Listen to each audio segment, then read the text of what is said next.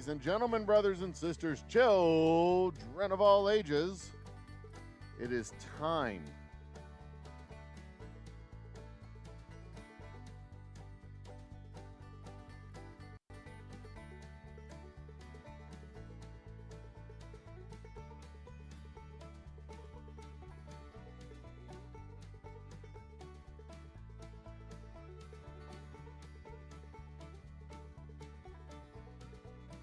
What's it time for? It's time for me to get my ass to work is what it's time for.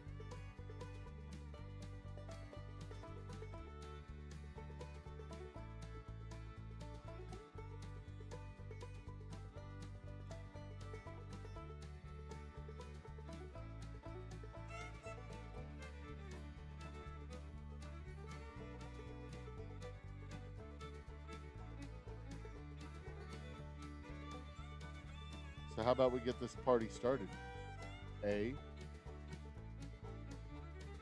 In 3, 2, 1, ladies and gentlemen, brothers and sisters, children of all ages, I am the Old Humble Guy. This is my distillery, the Old Humble Distilling Company distillery. That is my still number 2. That is still number 1, which is disassembled at the moment. The column is actually right over there. You can see over my right shoulder my label machine, which has espresso martini labels in it. If we put it in the picture-in-picture, you can see I've got to label up all these bottles and put them in a little box. Put labels on the boxes. It's actually a pretty light work day. Where our tasting room is open, so right through the doors over there. You can't see it from this angle, but it's there.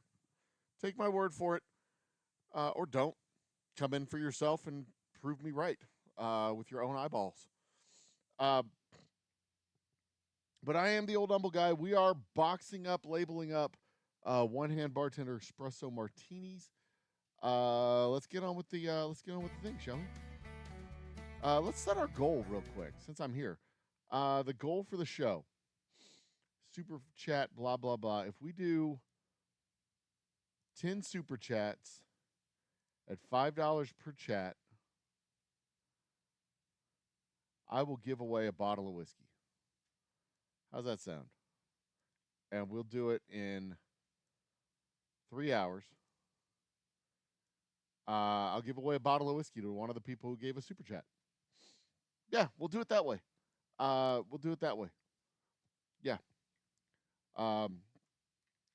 If we get 10 super chats at $5 per chat, total $50. So it's a total of $50 and $5 per chat, or a total of 10 chats and $50. 10 super chats and $50. I'll give away a bottle of whiskey. A whole damn bottle of whiskey. You heard it here first. We're going to do it. Start her up. All right, we got 3 hours. 10 super chats. Bottle of whiskey. Let's get rid of the picture-in-picture. And I am going to walk the vast distance over to my label machine, which is right here. And we're going to get this party started. What are we talking about today? Well, we can talk about a lot of things, honestly. I can talk about all the jobs that I've told people I've had. That's kind of funny. All right. Now for my commute. Boom. Okay, so what I'm doing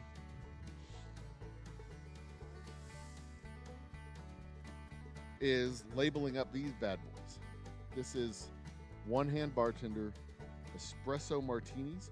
They are very delicious. You can visit them on their website, onehandbartender.com. Oh, yeah, onehandedbartender.com. And what I am doing is putting the labels on the bottles. That's it. I got to put it on all these bottles. let's see. Can I get a... Nah, I can't really get a great angle. I'm going to have to go over there to get a good angle because the camera is on a cord. So that's it. Yeah, if you're following me on Facebook, me personally on Facebook, I put out a list of all the jobs that I've had, and all the jobs that I've actually had, and all the jobs that I've told people I've had. And I've told people I've had a lot of weird jobs. I've told people that I've been a truck driver. My favorites are when I give like mysterious jobs, like weird jobs, like antiquities recovery. When I just tell people I work in logistics.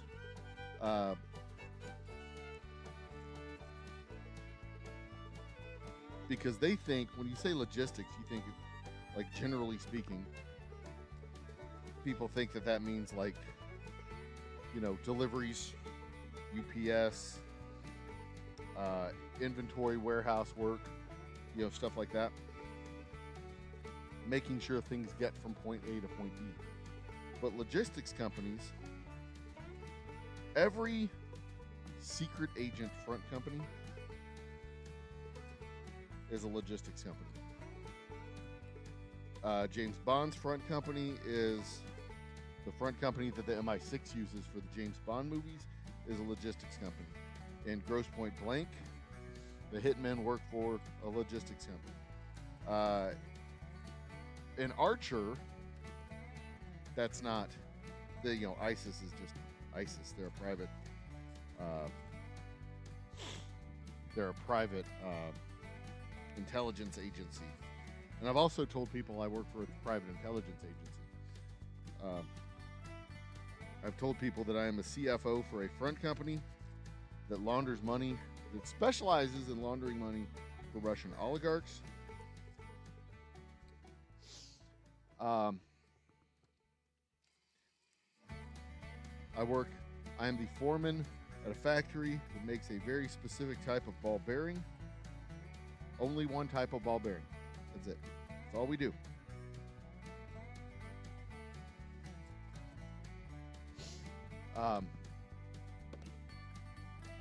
And the cool thing is, I've got job descriptions for each one of these jobs.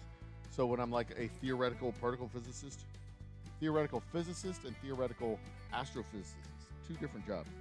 And I'm fairly certain, I think I actually printed up cards, business cards, for being a theoretical physicist or astrophysicist. I can't remember which one it was.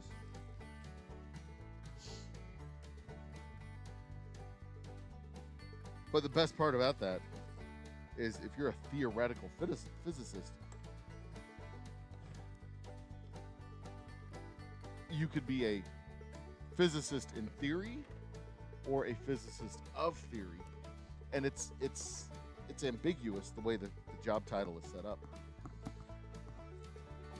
And as the lore goes, I was theoretically a physicist.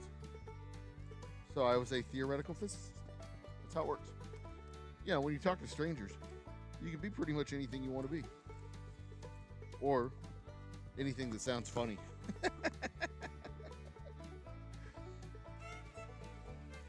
I was in antiquities reclamation, antiquities recovery. I was an archaeologist excavating a temple in Kazakhstan.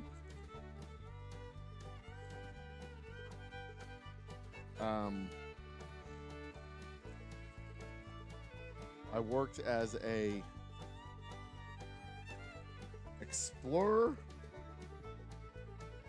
which isn't a really high-paying job because everything's already pretty much been explored.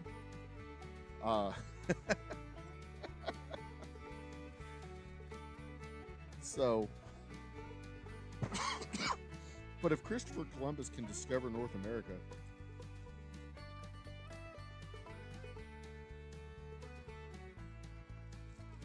excuse me 1 second. Hello? I think I heard somebody come through the door. I have to go look. Because if somebody came through the door, I need to go look. There's nobody in the front. I was just hearing things. Anyway. I don't remember what I was saying. Doesn't matter.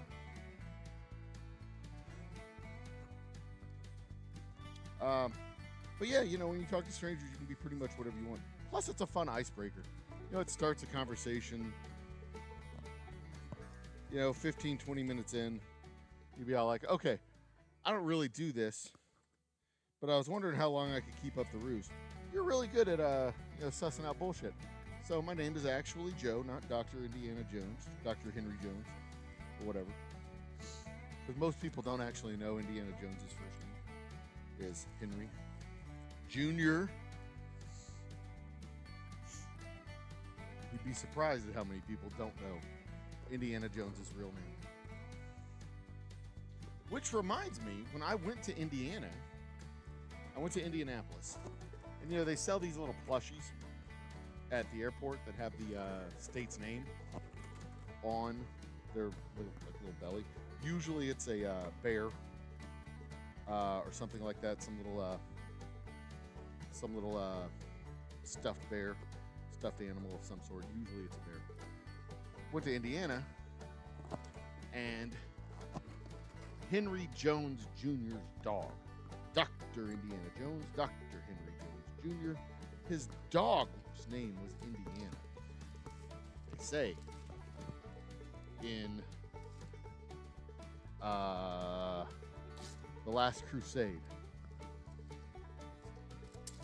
the dog's name was Indiana. He loved that dog. He really liked that dog, which is why he took the name Indiana as a nickname. And at the airport in Indianapolis, they could have leaned into this and made their stupid little plushie a dog. But did they? No! The stupid little plushie was a bear. They totally whiffed. The neck seal on this was a little bit loose, so I decided to tighten it up a little bit. They completely whiffed. They could have had Indiana be the dog. Did they? No, they messed up.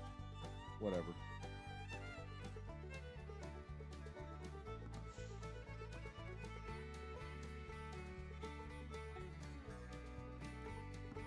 So, there's that. You can get 15 minutes of me talking that jibber jabber. Somebody came in and visited and then they left. Good to see you, bud.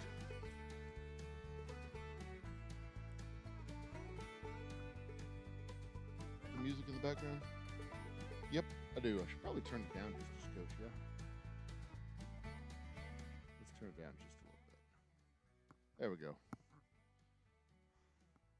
Is that good? La la la. Yeah, it's just quietly back there in the background. That's where it needs to be. Quietly in the background.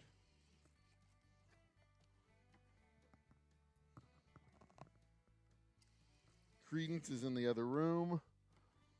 My music of choice is for our tasting room here at the distillery is Spotify Radio, Credence Clearwater Revival channel based on Credence and music like it.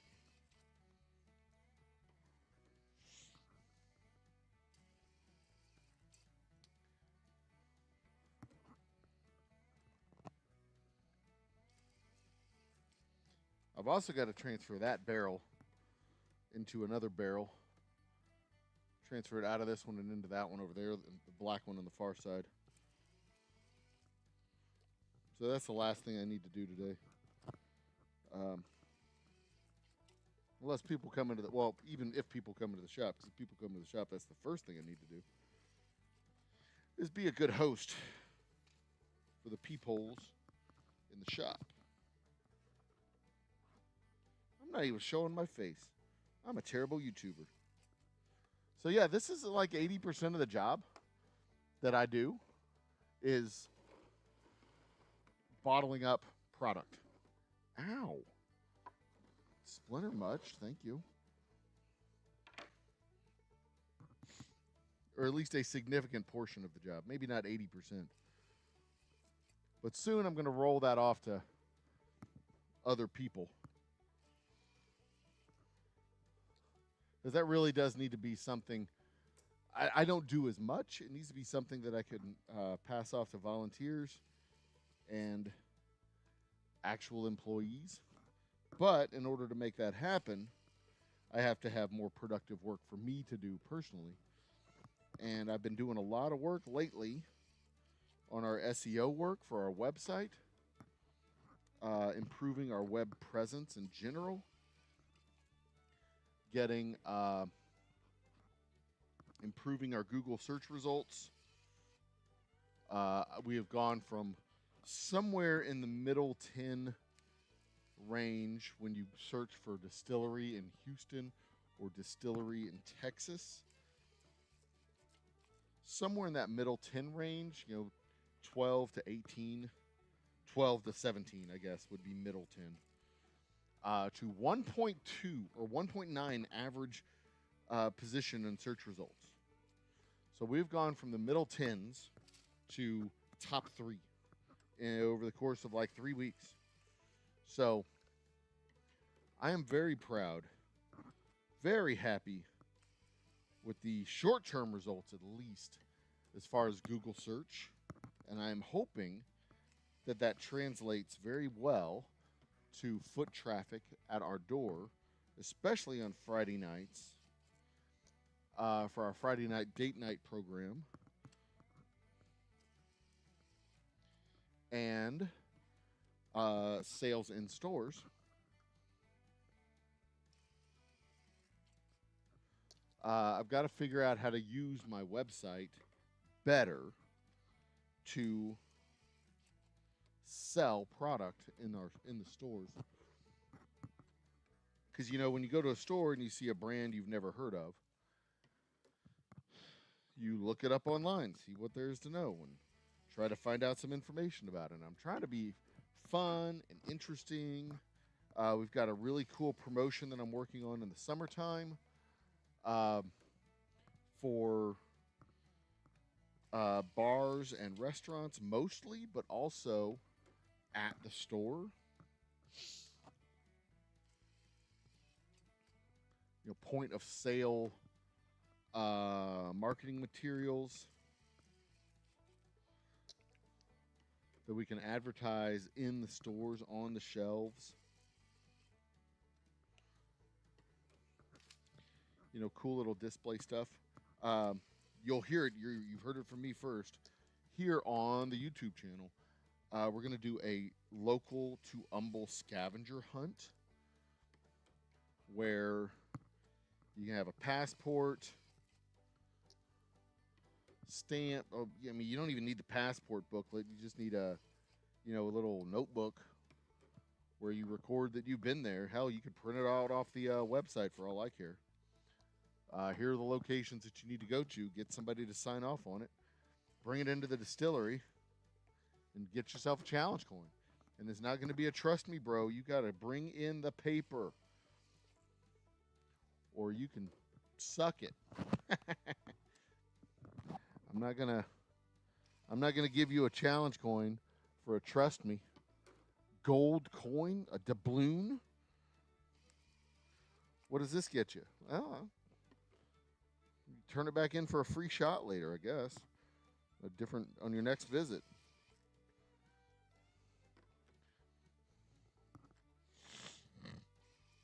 That'd be kind of cool. Maybe I can print those out on my laser engraver. Engrave out some coins. Since I've got the coins.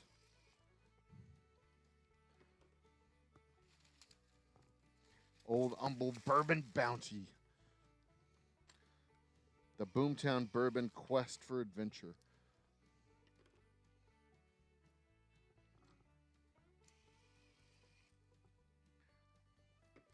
It's going to be a fun little thing because I'm going to try and sign up a bunch of local bars. I'm going to try and sign up a few local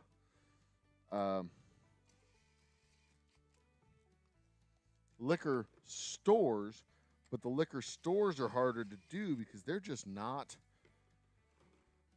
They're not connected to they're not connected to our distributor.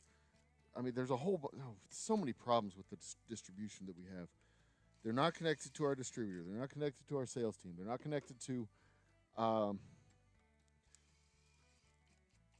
they don't have an account with our guys, so they can't pay or can't collect or whatever the problems are. And it's closing that gap between my production and their sales that has been the biggest challenge I've ever faced, that I've always faced, and I don't know how to close that gap because it's really hard to find commission salespeople who will work for a commission on a $200 item. Our cases are $200, so finding somebody who will work on a commission when they're selling, $20, $200 cases. Average case is $200. You get a 10% commission, even if it's a 15% commission, to make a decent paycheck in a month. Say $3,000, you've got to sell. How many cases is that? 15? 15 cases a month to make $3,000? 200 times 15% is 30 times 100 is 3,000. They got to sell 100 cases a month. 100 cases a month to make $3,000 a month. And if you're a good salesman, that should be doable.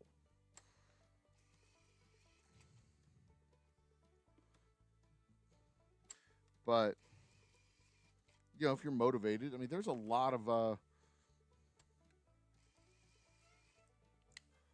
stores in Houston. You should be able to do something like that.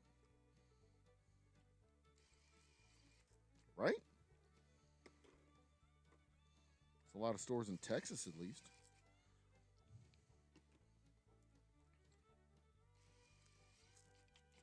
But there's also a lot of stores that just don't work with our distributor. So I've got to solve that problem. I know what the problem is. I need to solve it.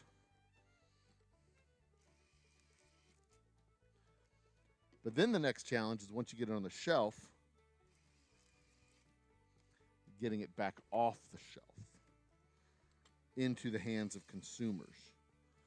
And of course, if I'm selling 100 cases a month,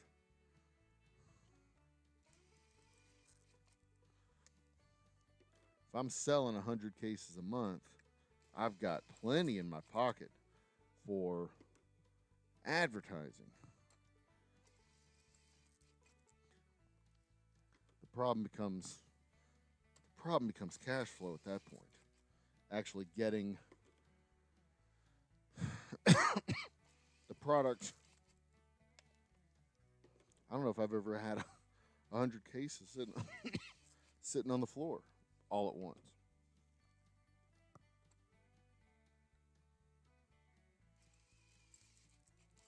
I know I've never had the time, personally, to be able to go to, overshot it just a bit. That one can't stick around, has to go away. Yeah, I've never had the free time in my schedule to be able to just focus on going door to door to these liquor stores to sell product. They don't tend to be close to each other. You know what I mean?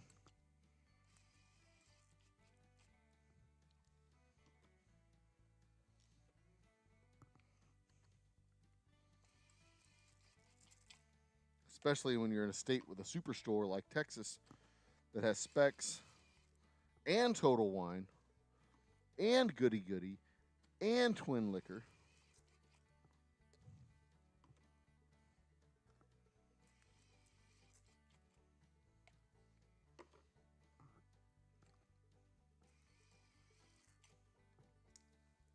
Yep, that's a loose one.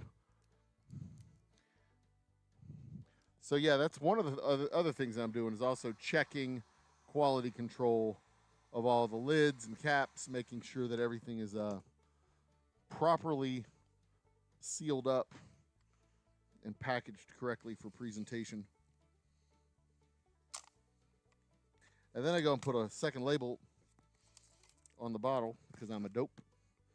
Don't need that to happen.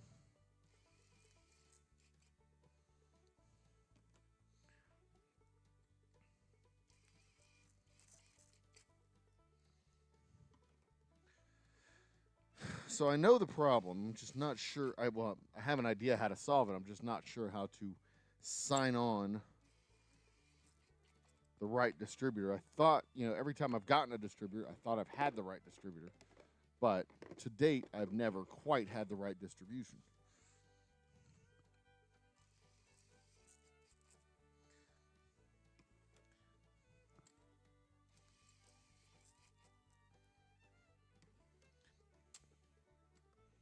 And what I really need, I don't even need 100 cases a month, to be honest. I need like 25 or 40. 40 cases a month plus tasting room. And that's really what I need, 40 cases a month. But, you can't hire somebody to work for that because that's not nearly enough money.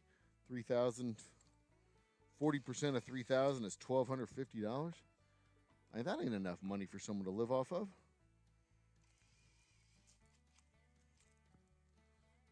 That just ain't enough money.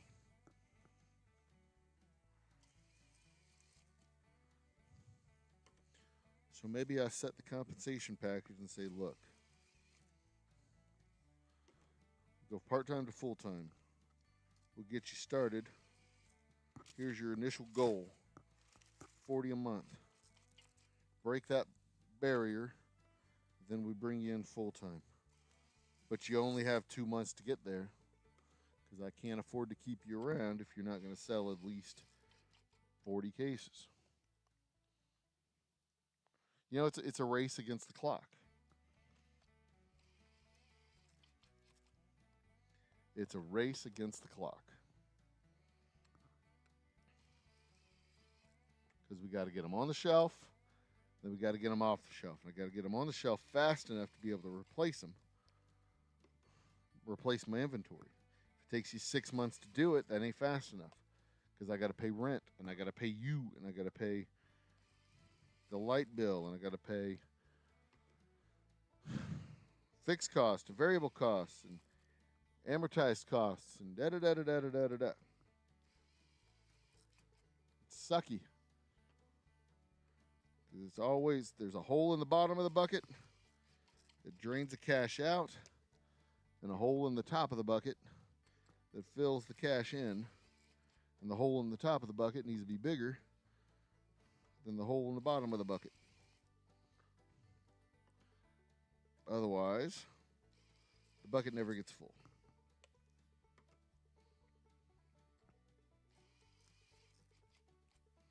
Then ideally you have a really big bucket to fill up, with inventory and all the other stuff so that you have a cushion for cash flow. There we go. And that's that. How long did that take? 30 minutes. Not bad, Mr. Old Humble Guy. Not bad.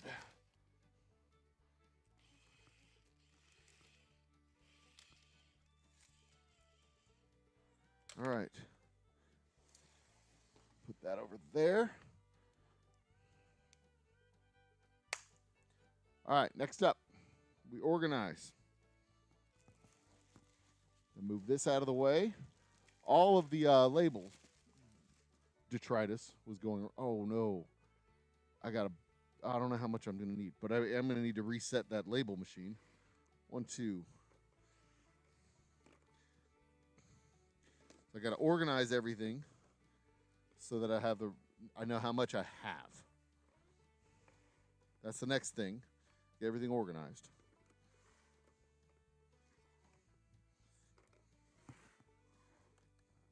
1, 2, 3, 4, 5, 6. So it's 4 by 6 boxes that we're doing. So I got to get everything organized in 4 by 6 sets.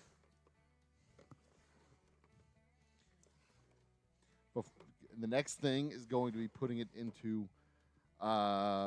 plastic bags and sealing the bags.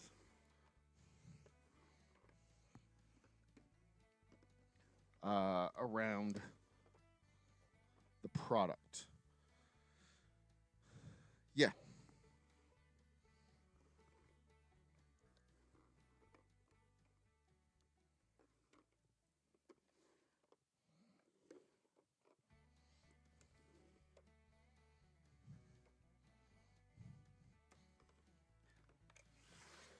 One, two. Oops. 2, 4, 6, 8. There we go.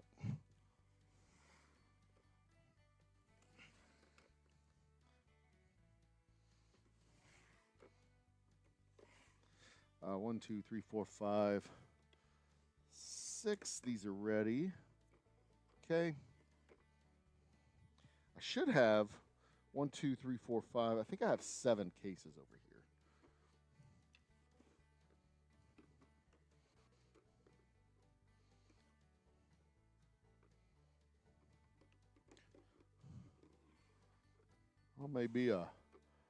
I just might be a sophisticated country lawyer.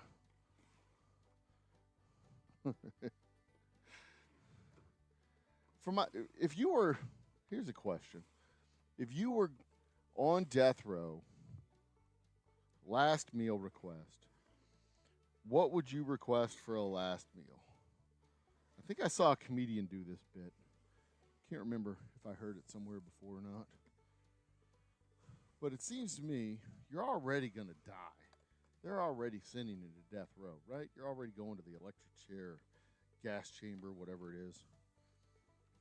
That's a half. 2, 3. So 1, 2, 3, 4, 5, 6, 7 and a half. 8 and a half. This is a leftover. They can't have that one. That's mine. It seems that you're already an awful person, right? You're already in an awful place because you did an awful thing or because you're an awful person. So why not, like lean in, Order something awful like cat, human flesh. I mean, they're not going to bring it to you, obviously. But, hey, you get in the papers one more time. And maybe you've done something to, put another nail in the coffin of the death penalty. That gets in the newspaper. Inmate requests last meal of baby flesh.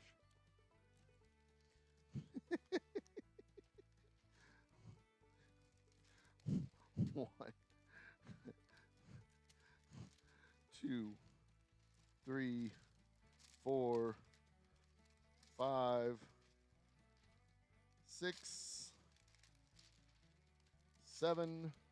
1, 2, 3, 4, 5, 6, 7, 8, and 9 for the 2 half cases that we have over here.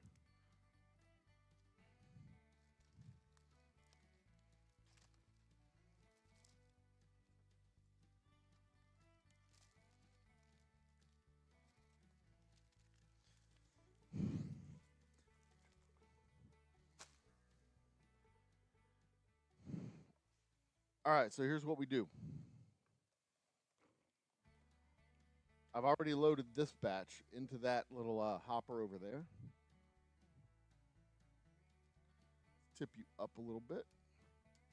Make it easier for y'all to see what I'm doing. Good? Yeah, a little bit better. Not great, but better. Okay, so I take this. Yesterday, we had a team of people in here. Things were a little bit more organized. When it's just me, it doesn't have to be quite so organized. So that's one of my great character flaws, is I do not work in organized spaces.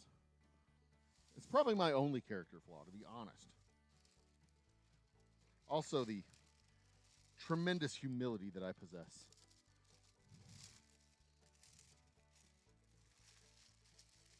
I don't need to reset the label machine. I can just pull the labels off the thing. And there we go. Now they're in the bag.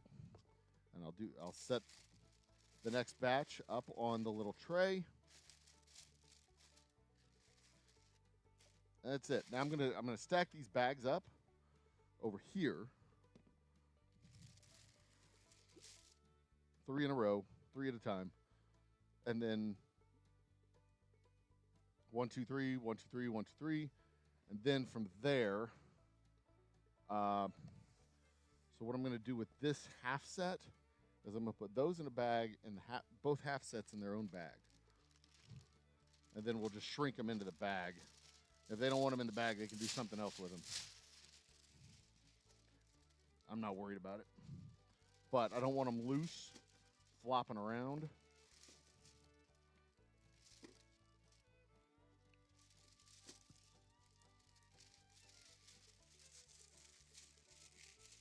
They can pull them out if they wish. The client can pull them out if they wish. Makes no never mind. To me, I am just the humble distiller.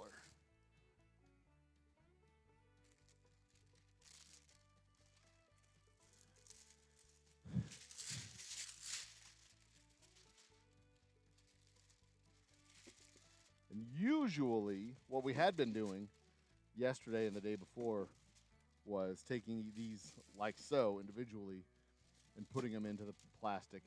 And it's just, I don't know, it seems faster using the tray method than the hand pushed method. It just, I don't know, it just seems faster. I don't know if it is, but because we're still picking them up and touching them twice, because I'm putting them in the tray and then putting the tray in the bag, but they seem to just go into the bag easier. I know we're loading them twice, doing the thing that we do twice, so it seems maybe it is more inefficient. But when the bag doesn't cooperate while you're moving them by hand 4 at a time or 2 at a time, it does not feel more efficient. But that feels neater, more efficient.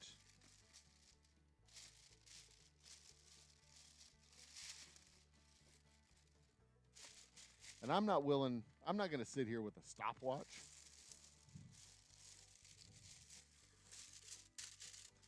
and time it like some kind of Ford era psychopath optimizing workforce efficiency, blah, blah, blah. I just want it to be easy. And this feels easier than putting them in by hand for about 2 or 4 bottles at a time. Because it really is just 2 at a time. Because you can't really do 4 at a time.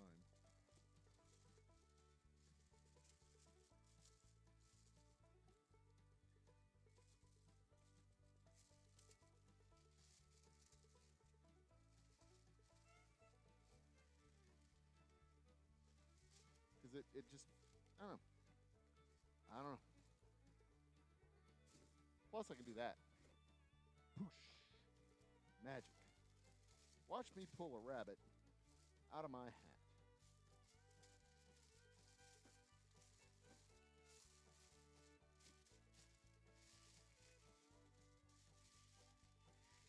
Oh, and this is by far not finished. They get hit with the heat gun and shrunken down to proper size, so they don't slide around on the tray.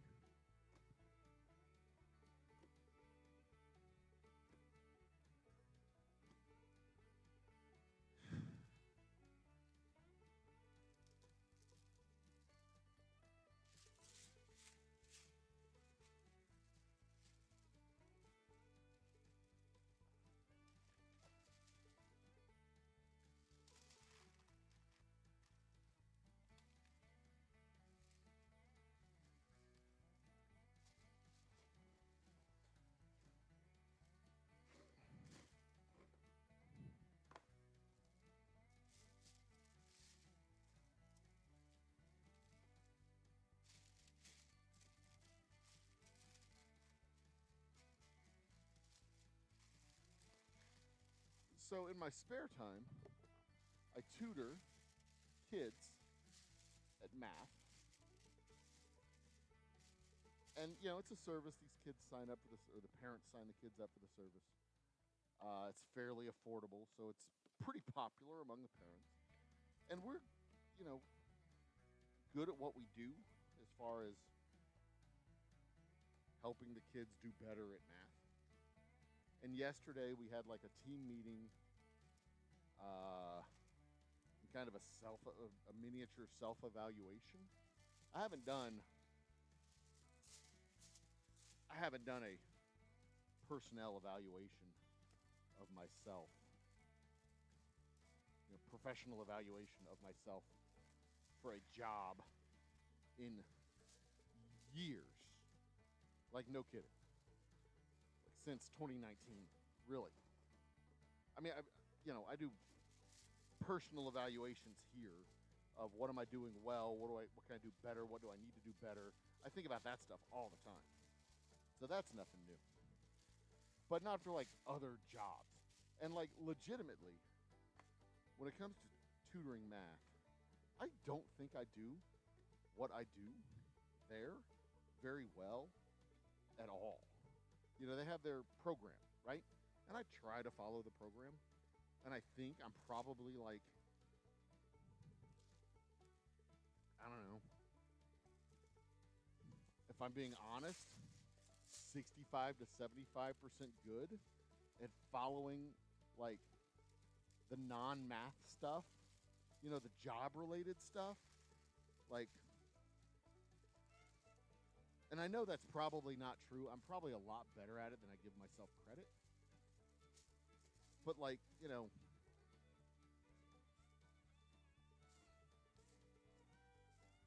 the like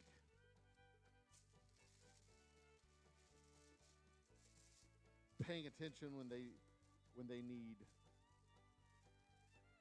I don't know, like being the instructor type of stuff. I don't think I'm particularly good at that. Because, and here's the thing, they're not most of the kids aren't there because they're bad at math. They, you know, they don't have a heavy, deep grasp on most of it. But most of the kids there are there because they need practice or they want practice. Their parents want them to get practice. Not because they're bad at it, but because they're good at it. They could be better. But, you know, most of the kids, it seems, and I could be wrong, maybe it's just the kids they give me because I'm a bad instructor. But most of the kids seem to need practice more than they need help. You know, they're like C or B students, so they're not bad at math. They're not bad at adding numbers and multiplying. They're fine. They're okay at it. They can do it.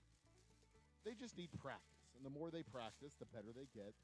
The better they get, the more likely they are to move from C to B or B to A. I mean, none of them are going to go from, you know, D to Princeton without practice and trying and effort and stuff like that. And most of the kids who aren't good at math inherently aren't good at math, because there's some people who just aren't good at the numbers aspect of mathematics. Or they're good at the numbers aspect, but they're not good at the logic aspect. And and that's what makes them bad at it. You know, they can add the numbers together, but they don't know what numbers to add together or when to do it. So they're just like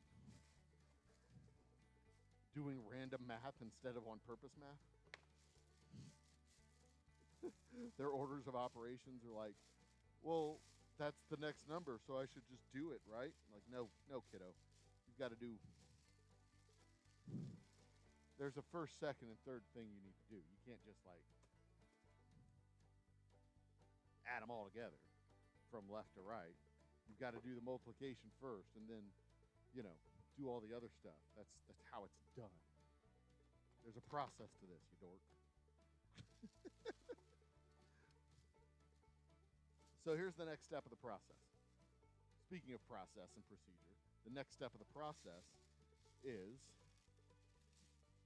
I could go over there with this. I will. I'm going to go over there. The next step of the process is, I'm going to put this right here, move this up to there, move this to there. There you go. Looky there. The next step of this process is to simply make sure you get the shrink seal on. I use this handy dandy tool, a board, specifically a fence picket, to hold down the front. Bring my handy dandy heat gun over, or their handy dandy heat gun, over from the side. Now, there's a technique, not that any of y'all give a shit, because you're probably never going to do this, but I do the bottom and then the tops of the sides. I do the bottom and the top of each of the 3 closed sides to kind of get everything in its place. And then I go across the top, and then I do the front. And this keeps everything in place in the front when while I'm working my way around to it, so that at the end of the day, the end of the process rather, because we're not at the end of the day yet, at the end of the process, everything is nice and tight and in its place. Nice and tight and in its place. And then I'll flip it on its side. See, oops. If I've done my job right, this isn't moving around a whole lot, but the bottom is still a little bit soft. So I go in, give it a little hit with the heat, and then boom, everything, nothing is going anywhere. That is nice and tight. It's not, I can feel a little bit of looseness in there, but it's not going anywhere. That's not going anywhere.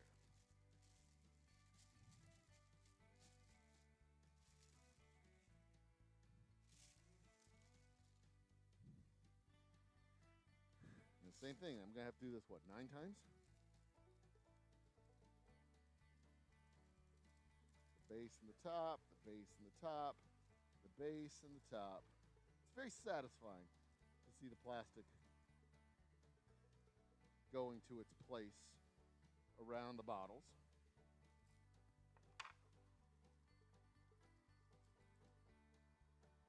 And everything being nice and tight. If I do it right on the top, I don't really have to do the bottom, but I do.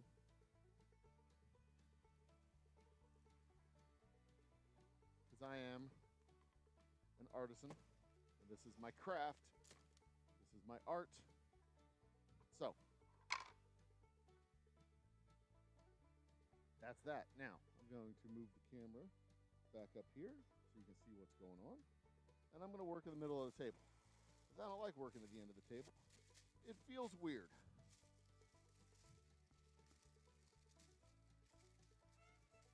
Make sure everything's pushed all the way to the back. The front end is closed up.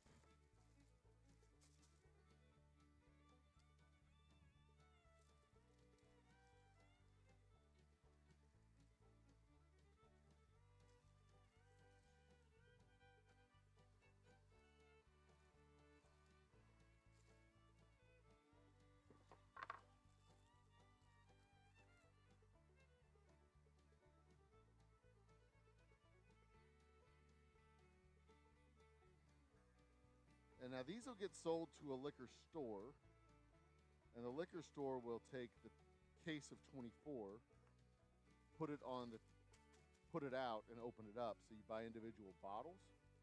So these are sold to the store as cases, but individuals buy them as single bottles. So the packaging, this plastic doesn't have to be absolutely perfect. It needs to be secure. We don't want the bottles flopping around and falling out.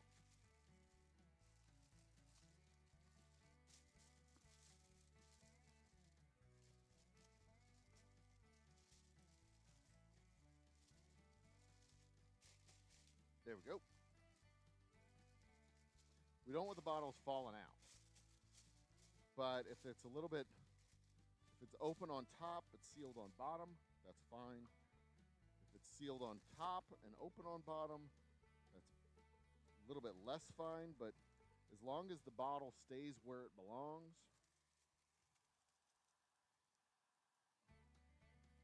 What I don't want is open gaping holes on the front and back. Don't be dirty.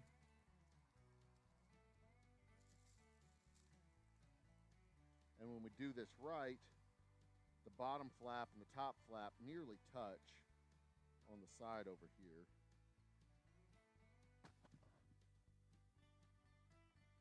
And usually, I do it right. That's a little bit looser than usual on the bottom. But there's a way to fix that.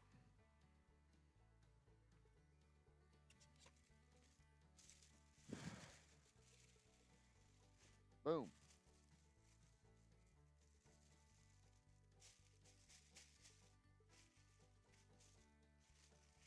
The other thing that I'm going to talk about today is basic civics. So I heard probably the dumbest thing. No, that's not true. I've heard dumber things. Dumbest thing I've heard this week. Put it that way. I was listening to talk radio because I was curious as to how unhinged the talk radio guys are, because they were unhinged before the election. They are they sound less unhinged, but they're no less unhinged. They're just not screaming about it. So the dude I was listening to today was talking to a guy about the golden ticket that Dear Leader has proposed. $5 million citizenship card. You know, so if you have $5 million laying around, you want to be a citizen of the United States, scratch out a check, bingo, bango, bongo, you're in. And I think we have a program like that already, something, but it's way less than that. It's something like 350,000, maybe 500,000. I don't know. I think we have a program like that already. That's not, you know, it's not new. He's just raising the price. And there's a bunch of countries that do it also, like Portugal,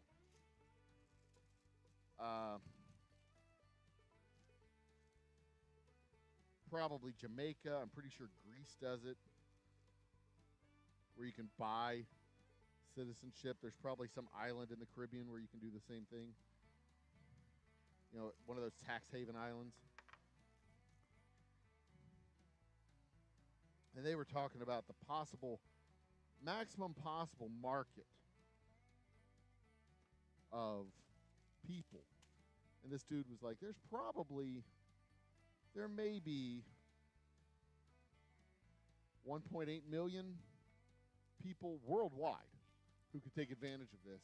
And maybe, and most of them are probably Americans already.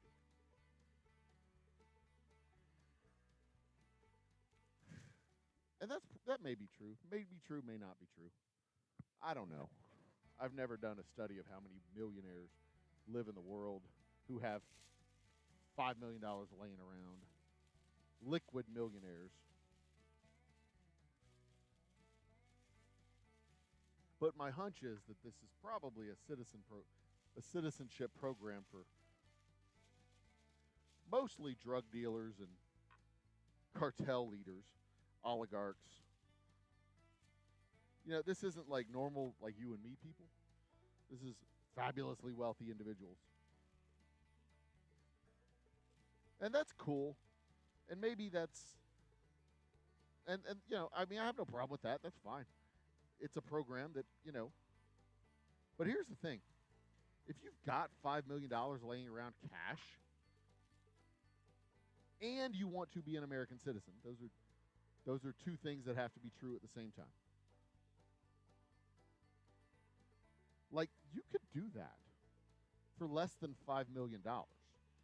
You can, if you have the resources to become an American citizen and you want to become an American citizen, it's not hard. if you have those resources laying around, it really isn't hard to do the things you need to do to become an American citizen. You know, establish residency, file the forms, hire a lawyer to do the paperwork for you, to do the legwork for you, you know, whatever it is. It's, of course, I've never had to become a citizen of the United States because the 13th Amendment allows me to become a citizen by right of birth. Laws in Congress have affirmed that, and despite what the current president wants, you can't change that with an executive order, so that's not a thing that's going to change anytime soon.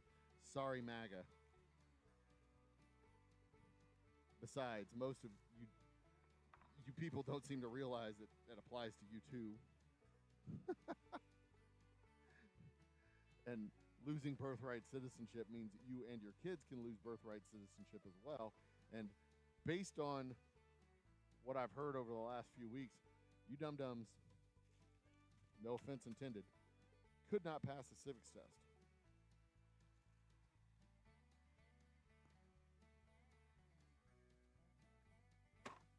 Or a math test for that matter.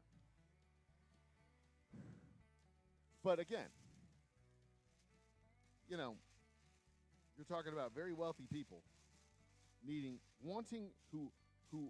have money laying around and want to become citizens at the same time. Citizens of the United States at the same time. And you got to ask, you know, when doing this metric, this consideration, why do they want to become citizens of the United States? What are they getting out of their citizenry? They can already buy property in the United States. That's not a benefit that they're getting. They don't have to work, so they're not getting the benefit of being able to work in the United States. They don't have to work here. They can work anywhere they want, if they work at all. So what the hell benefit do they get? They can already have legal representation in the United States. They can afford lawyers if they have $5 million laying around. They already have legal representation. They get the power of the State Department if they kill somebody in a foreign country. They got $5 million laying around. They can kill whoever the hell they want in most of the countries in the world. And I'm only saying that slightly facetiously.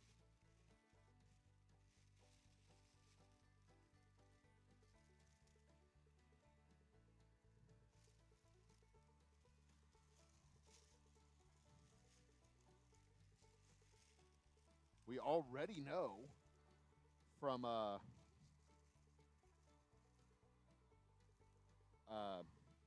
Steve Jobs' pancreatic cancer thing that you can pretty much pay a hobo to give you his pancreas or liver or whatever the hell he needed. That's kind of, it's unofficially what they did, but they organ harvested or organ shopped.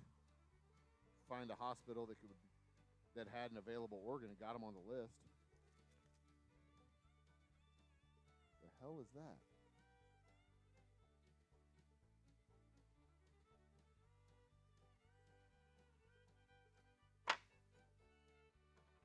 It was a bug, but now it's gone. Now it is a pink panther. Dead ant, dead ant, dead ant, dead ant, dead ant. Actually, I don't know what kind of bug it was. Looked like it might have been a fly at one point, but it is a dead fly now. All right, so that's 2 half cases that will go over here.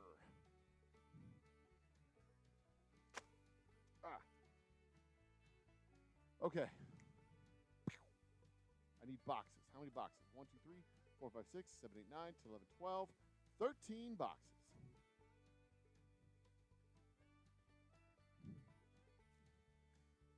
Rah! All right, so this is the very last step of the whole process. 5, 10, 15, 20, 25, 26, 27, plus 3, 30 plus 10 more is 40. So they came about 14 cases short. They wanted 54, they got 40. So we got 15 cases short.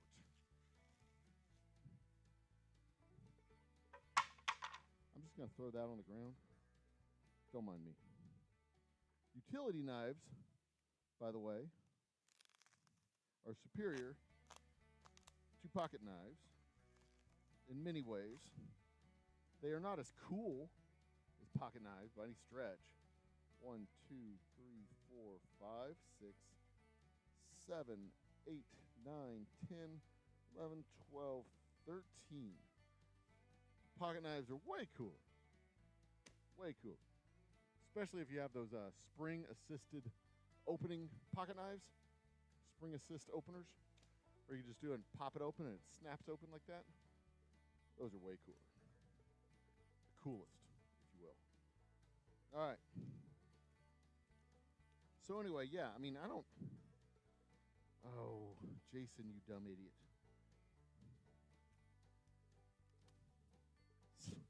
So he got boxes that are smaller, but they're not going to... The labels aren't going to fit on the side of the box.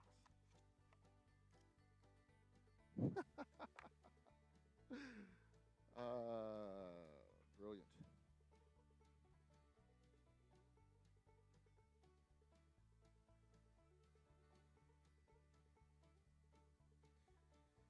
Oh, let's see here.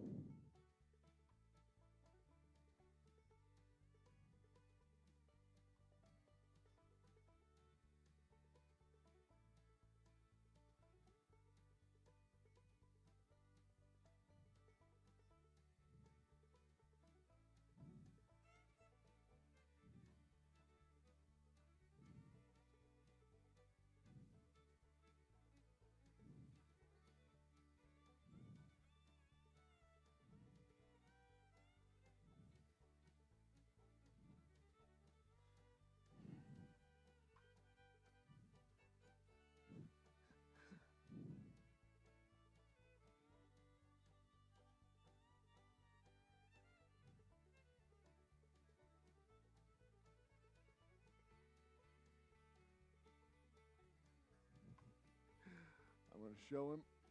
This is going to be funny.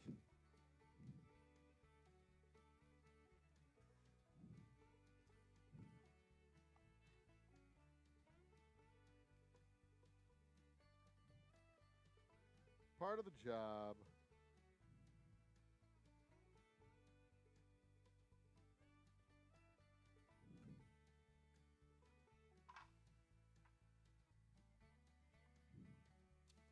Let's see if that got it. Yep, it did.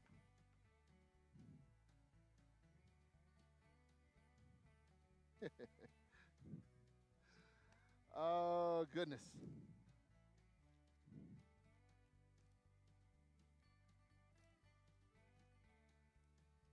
I'll leave that there for now because I'm sure I'm going to use it later. It's just one of those, you know, a little bit here, a little bit there, a little bit here, a little bit there. It just doesn't quite work. 1, 2, 3, 4, 5, 6, 7, 8, 9, 10, 11, 12, 13.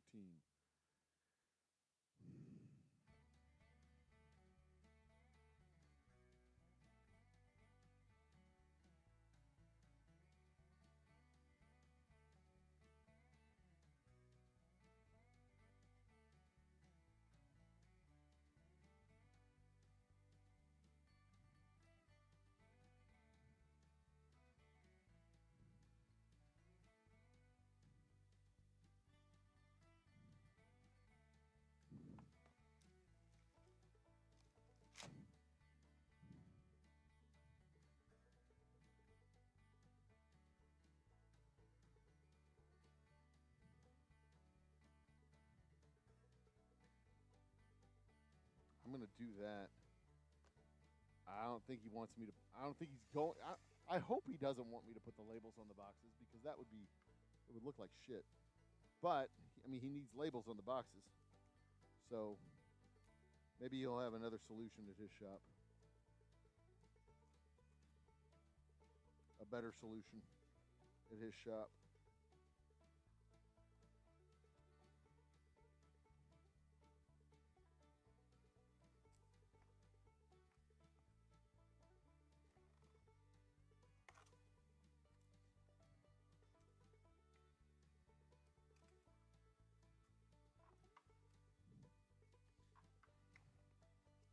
boxes don't fold as easy as the other ones.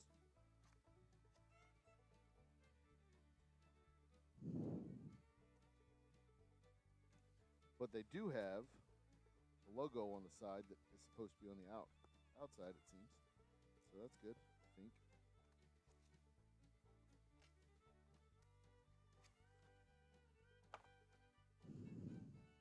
What do you say, bud?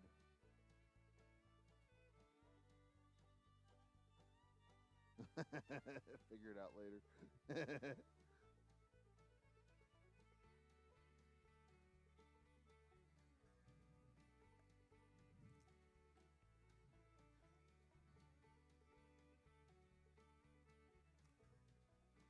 Damn it. There we go.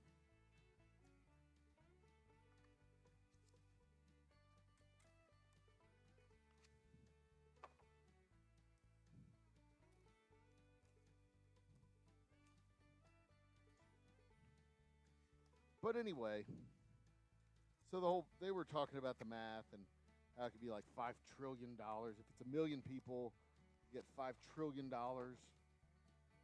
And total, $5 trillion total. And they're talking like $5 trillion a year. Adding, what this golden ticket could add to the budget. And of course, I'm thinking, like, it's not going to, I mean, these people aren't going to become citizens every year. You become a citizen, you have your citizenship. I mean, unless this is a renewable subscription citizenship. And why the hell, if you have $5 million laying around and you can just scratch out a check for $5 million, why the hell would you get a subscription-based citizenship when you could just be the citizen forever if you go the normal route? It doesn't make any damn sense. It's certainly not going to affect our bottom line.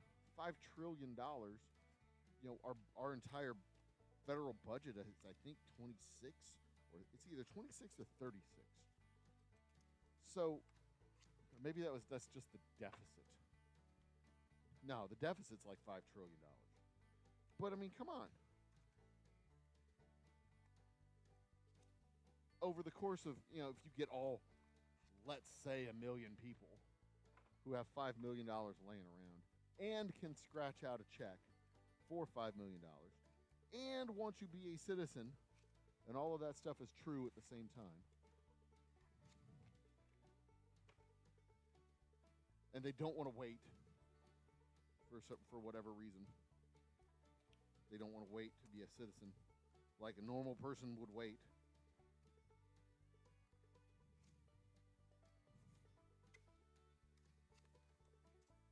What's it going to be? Like 5 years?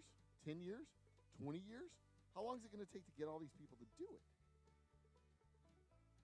So you're talking about a federal outlays for 10 years of $250 million or $250 trillion, and you're going to offset that with 50? And that's your deficit reduction plan? Come on. Come on. We're told that he's a smart businessman.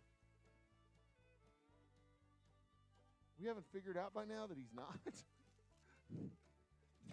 Jesus Christ.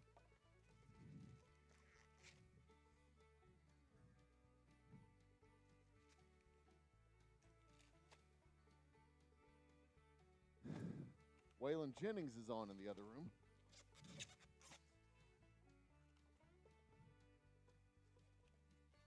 The song is Good Timin' Man.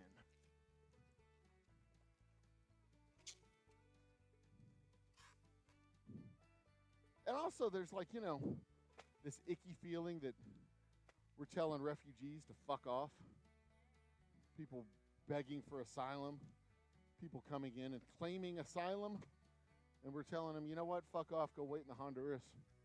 Go wait in Honduras or Nicaragua for your hearing that is legally required.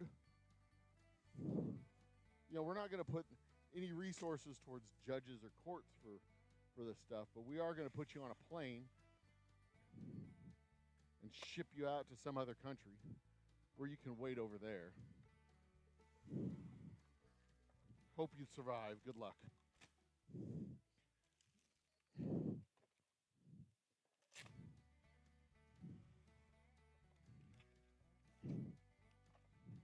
If you ever get called. And then you got to make your way back on your dime for your hearing. Unless you have $5 million. If you have $5 million, then, you know, bypass your way to the front of the line.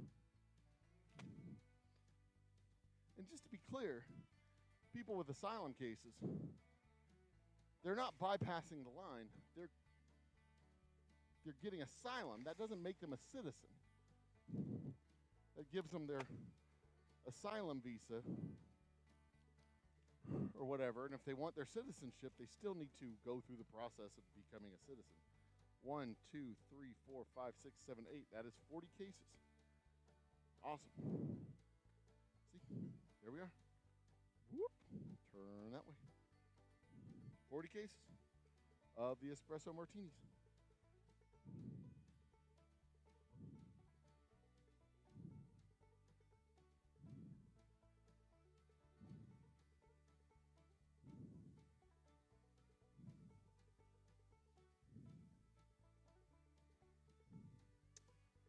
All right, so now I got to get it out of here and into there.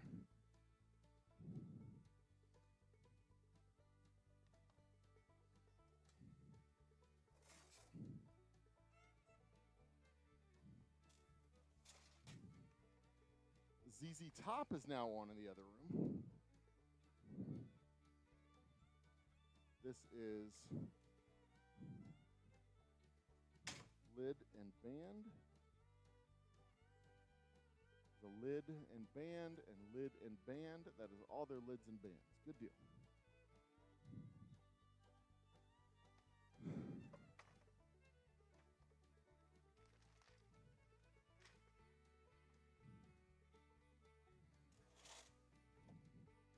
All right. Whiskey barrel activated. Oi! Now, we need to get it from here to here. And I do not have a siphon that'll do that. At least not a proper siphon. But I do have blocks of wood that I can get that barrel up upon. If I can get the barrel up upon some blocks of wood, then the base of the barrel will be high enough that I can do an impromptu siphon. Wait a minute. I'm pretty sure they have a siphon that I can borrow. Ah! They do have a pump that I can borrow.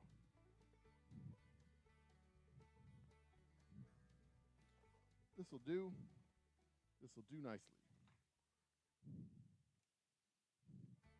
And this thing needs to be clean. It is sticky with gimlet and espresso, and it's gross. Whiskey. Now, this thing works exactly how you would think it would work. You start the siphon process, and then it goes. And that's it. That's all it takes.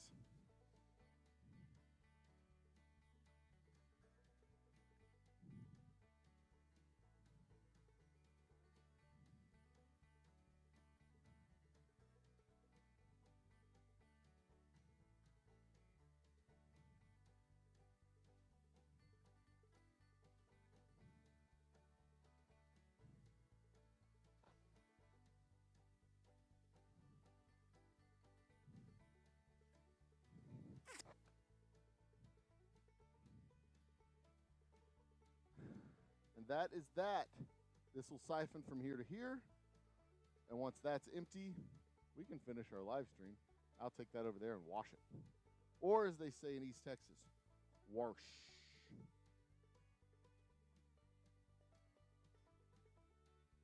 Warsh. Who's that? Twisted Art Lady. Hey, lady, what's up? Welcome to the party. Party.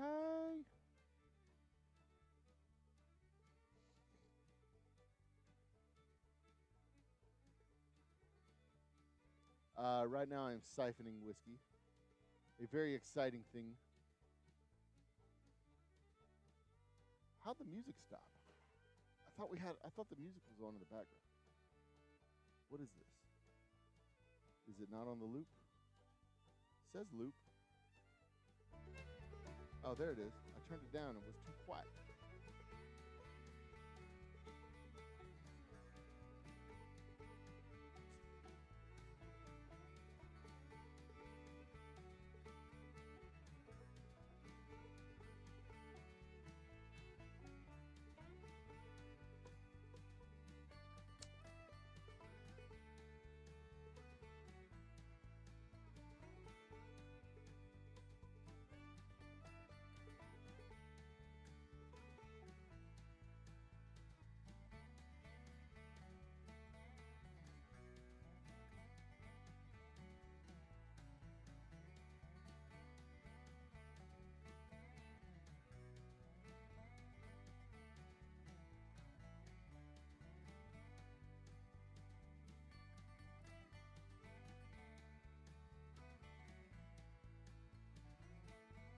Yeah, this is the exciting part of the process where I literally just watch the whiskey move from vessel A to vessel B.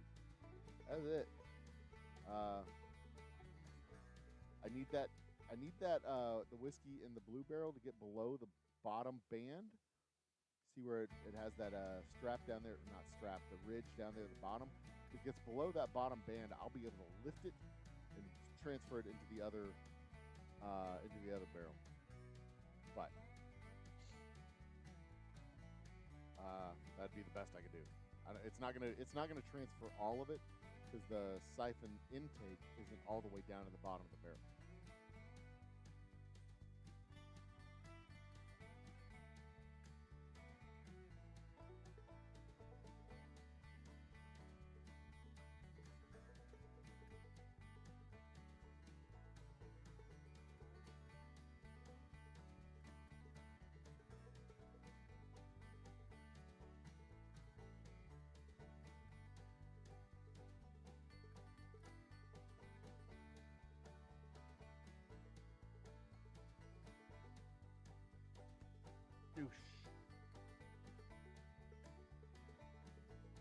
All right, what else do we got going on, kids? I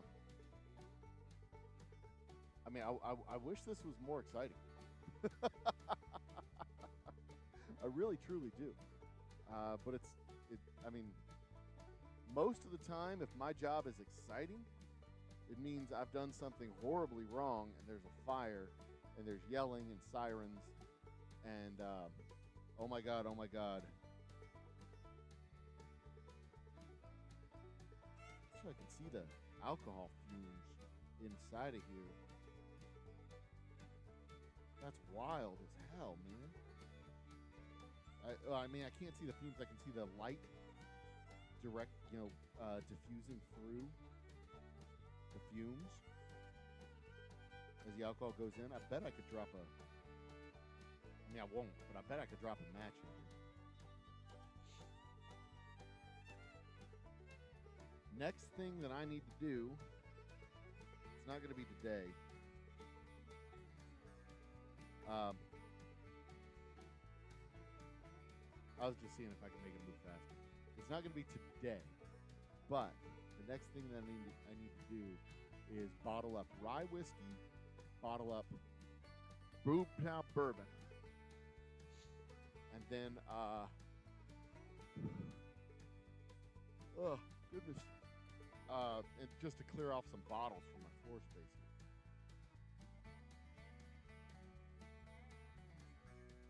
Because all this, I only have so much floor space in my distillery, and all this stuff takes up floor space.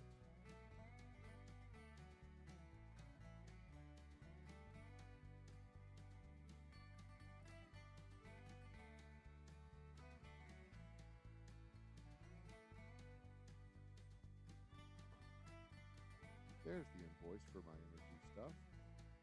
They were telling me I'm past due. They haven't sent me the damn invoice.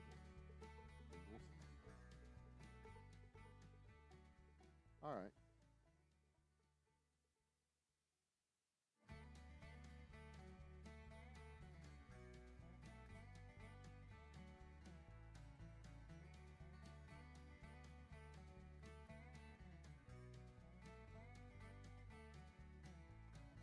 And I can take this opportunity to answer a couple of emails. I can answer questions in chat. If you got questions in chat. Have I not sent? Oh, there it is. I thought I did.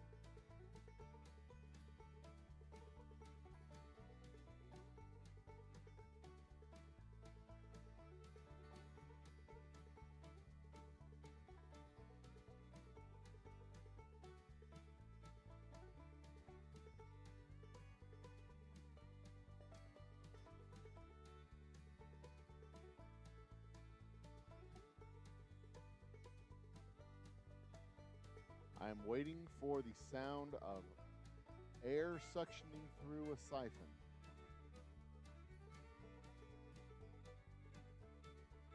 I've also got to order new shot glasses. I've got a whole fucking plate of stuff that I need to do here at Ye Old Shop. Put me in picture in picture. I've got to order shot glasses. I've got to pay an invoice for Whiskey Gala that's coming up. I got to pay an invoice for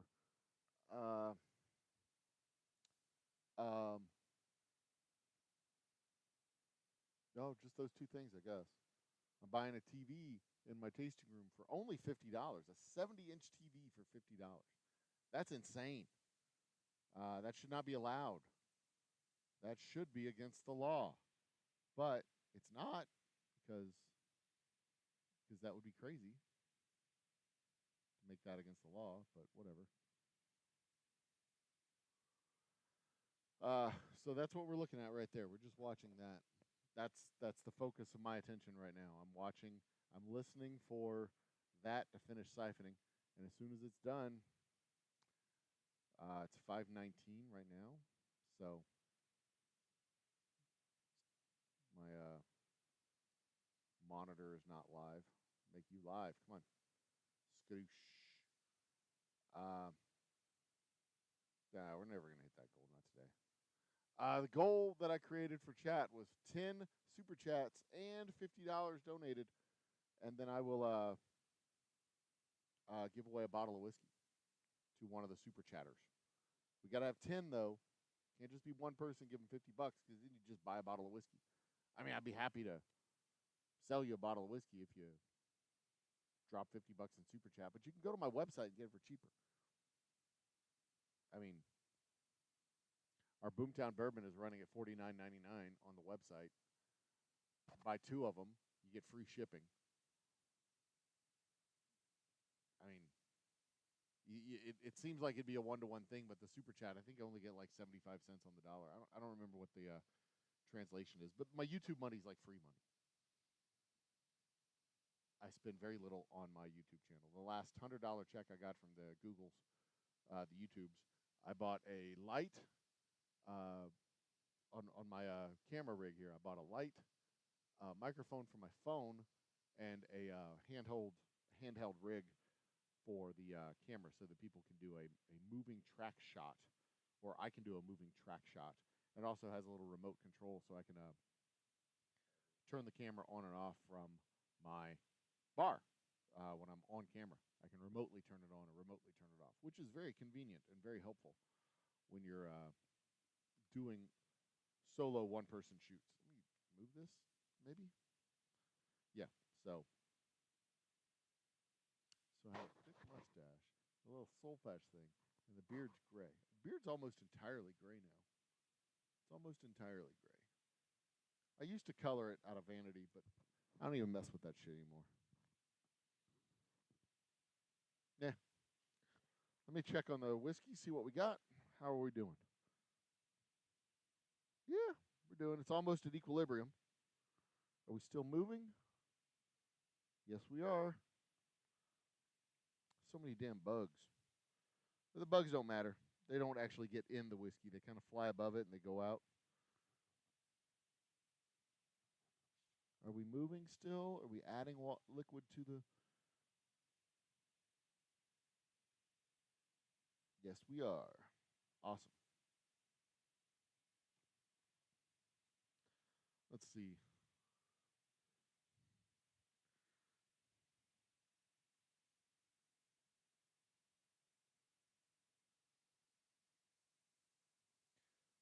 That is charcoal.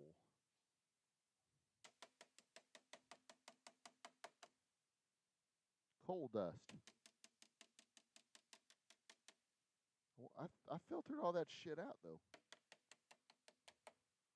Oh, well. We have a filtration device on the bottling machine, so none of this stuff actually gets through it.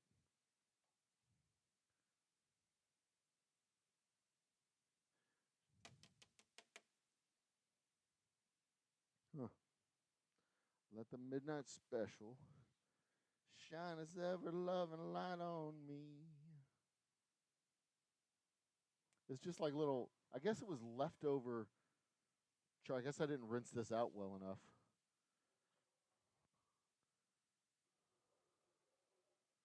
It was just like leftover charcoal dust from the bottom of the barrel, I suppose.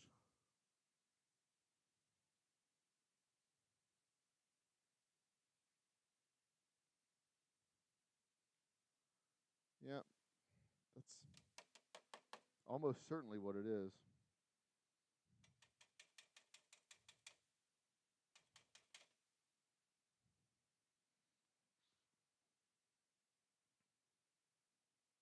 Because it's very fine as far as... God, it smells wonderful in there. Such a nice smell.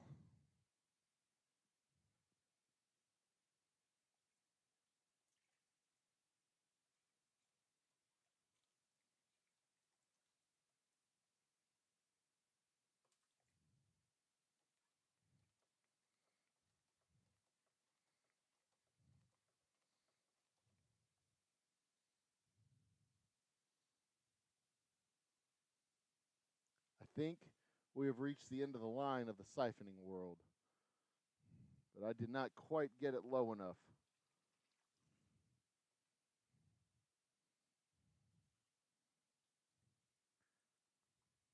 But that's no problem. I can get it the rest of the way. Stay. I cannot lift this up by myself. What to do, how to do, what to do. You know what I'm going to do? I'm going to use a pump. I'm going to use this pump. And it's got a little filter, so I don't have to worry about bad things getting in it. Besides, that's what this is intended for. It's not as efficient as I would like it to be, because it's, you know, it's intended to fill bottles, not barrels. But I've used it to fill 5-gallon barrels. It's pretty efficient for that. So transferring from barrel A to barrel B should be just fine.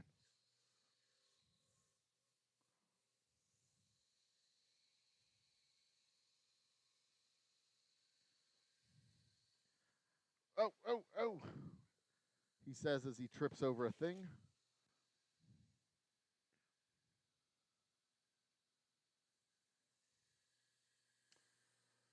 Just a regular, everyday part of the job.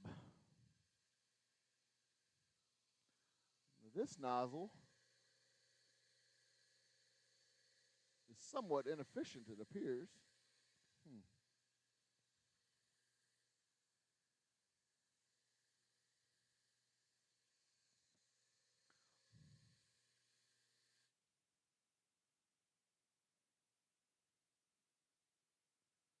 2,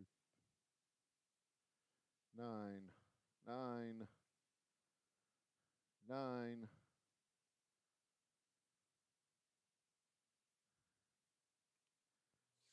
All right.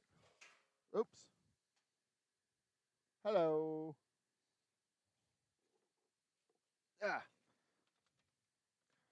And Blue Eyes Crying in the Rain. Lukenbach is playing in the other room.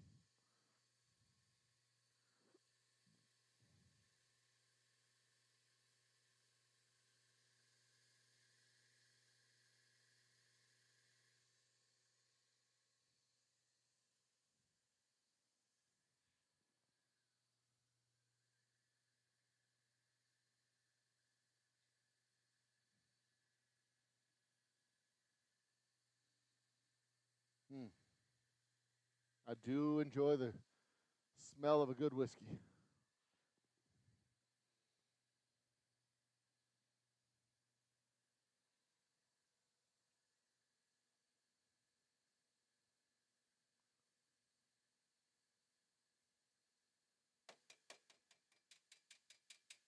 Yeah, almost certainly just dust and fluff left over from the last time I filtered it out. I don't think I rinsed it very well because it was just whiskey, so I was like, nah, no big deal. Turns out it is a fairly big deal.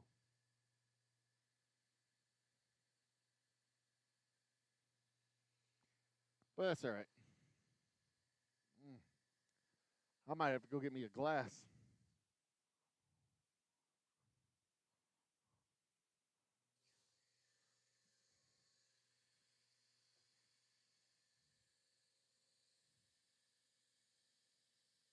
I need to get it. It's right now. It's right about here.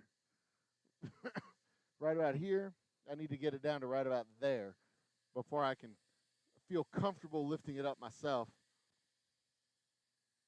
So if this is 53 gallons, and this is divided into roughly thirds, that's about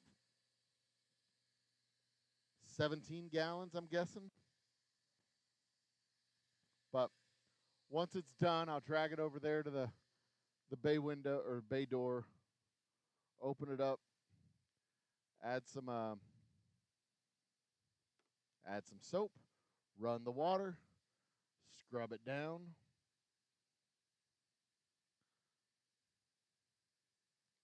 Lick it, slap it, scrub it down. Oh no, I need a body bag. Anyway, this is the exciting life of a distiller. I wish it was more exciting. Like most of what we do is boring as hell. Um, I mean, I had 5 guys in here a week ago doing what I was doing today, bottling, finishing the labeling and bottling everything up, corking or sealing, capping, sealing, labeling, filling, doing all the stuff. We had a nice little assembly line going all the way to the end. I don't think we said 10 words to each other for 5 hours. We certainly didn't talk about each other's feelings. We didn't talk about, topics of the day or anything like that. We just sat here and worked side by side, shoulder to shoulder. We know each other's names, and that was pretty much it. We didn't need to know anything else about each other. Not important. I know that Jack has a kid.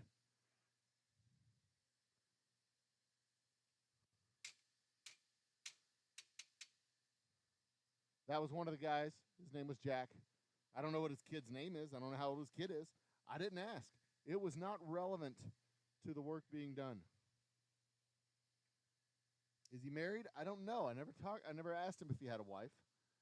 Didn't seem to be relevant. Almost. I could probably lift it from the bottom. can almost certainly lift it from the bottom. But we got another 40 seconds. We'll get a little bit more liquor out of there.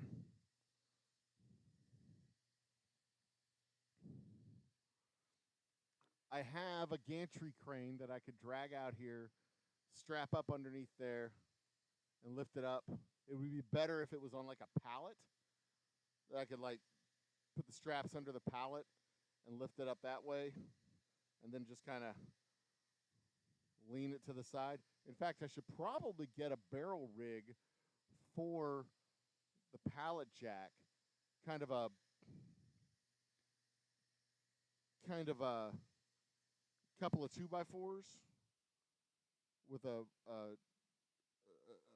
square 2x4 box, so that it's the 2x4s, the vertical ones go up against the edge, and then a couple of screws to hold them together, so that I can, and then another bar that goes across the middle to put the straps on, so we can lift it up and then just turn it. I could build one of those. That's not that hard. I'm going to run it one more time for a minute and a half, almost 2 minutes, because it's about the midpoint, right about there-ish. But if I could run it one more time, it'd be a little bit lighter, because it's still just me. And the pump's working. I don't have to reinvent the wheel if I don't have to. I'm not going to reinvent the wheel if I don't have to. That's what I meant to say.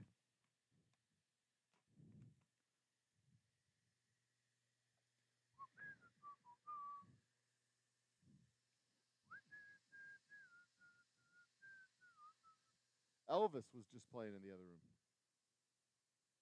Elvis. Not to be mistaken for the Lord of the Rings preferred music, which is Elvish. Ha ha! That's what you get when you have an Elvis impersonator. You get Elvish music. Ha ha! I have all the jokes.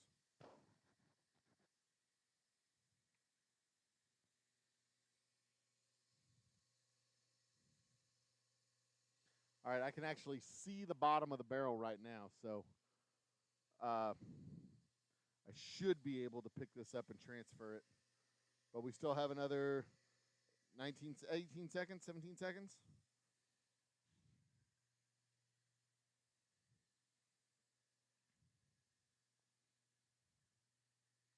There's not anything wrong with having the barrel fluff floating in here. That's not going to hurt the whiskey. It's really not going to mature it much either over the time that it's in here, because it's only going to be in here for a few more weeks. And there's not enough in there for it to make a significant difference. I'm going to let it run one more time. Then I'll lift it and show off my He-Man strength. But I finally got my whiskey the color that I want it to be. They got me the right barrels again.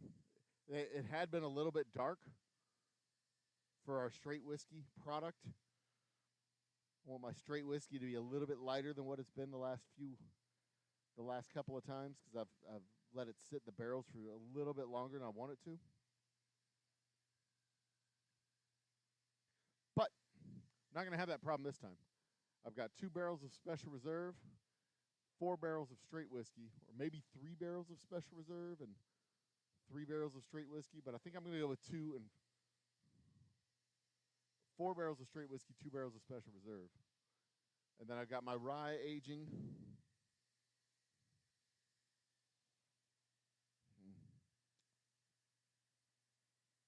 This really is one of the best parts of the job. The best part is actually tasting it when it comes out of the barrel. Tasting it for the first time, that moment of discovery of the thing that you've created, discovering that the thing you've created has become a fully formed thing. Your idea has gone into the bottles for the first time. Seeing that concept turn into a thing. That's easily my favorite part of the job. But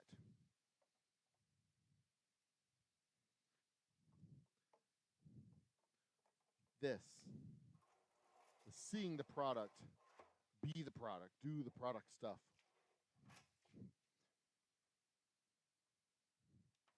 By far, one of the top moments.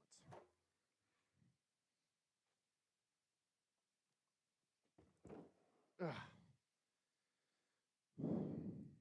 No, that's not light. Yes, it is pretty heavy, but no, it's not impossible.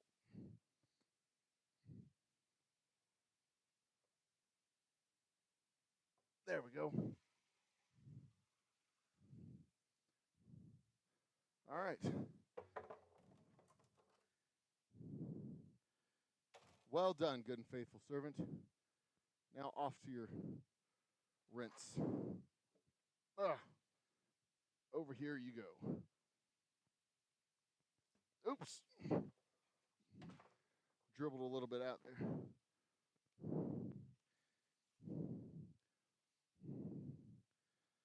They can sit here for now.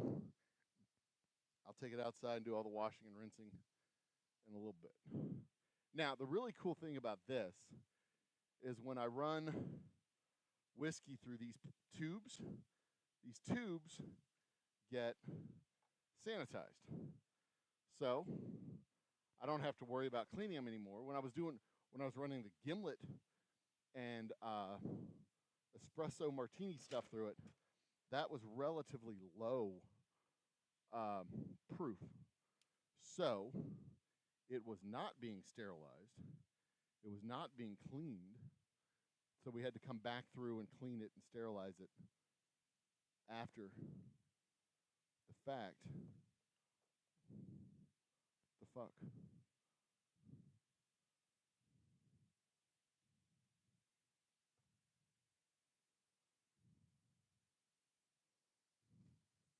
Oh, there's a rag here.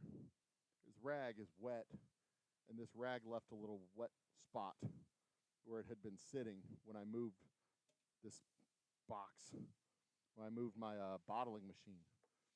So there was like a wet spot on the tabletop here, which would be concerning if it was leaking from my bottler. That would be a big problem. Very concerning situation to have. But that was not what was happening, thankfully. So we're all good. We're all good. It's all good. Man. All right, kids.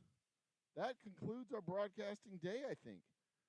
I mean, I've gotten pretty much all the work I need to get done. It's 20 till 6. We close in an hour. I'm wrapping up. Thank you for joining me. Let me go over here to the thing. The 22 people that joined me today, I appreciate it. It was cool. We had the 4 people that we got right now. I appreciate it. Sound off. I don't even know who you are, man. Who's there? Who's in chat? I don't even know. Nobody's talking. I don't know who you are, so I can't give you a shout out. I know Twisted's there. Cheers, Twisted. We're gonna get that at some point. We're gonna get that art show here at the shop. At some point, I'm gonna drag your butt down here from the Dallas Metroplex area and get your butt in here, and we're going to do some artsy fartsy stuff. You may not be my first artist, though. My sister might be my first artist. So, deal. There's a heart for my sister. She's good people. 100% fact. 100% fact. Heart for my sister. Anyway. But yeah, we'll get you down here. We'll do the thing. It'll be awesome. I can do that on here, too. Cool. Can I? Yeah, I can. Look there. Hearts float. All right. Anyway, I'm the Old Humble Guy. This has been our behind-the-scenes happy hour. Be awesome to each other. Be kind to yourself. We'll see you soon. Cheers.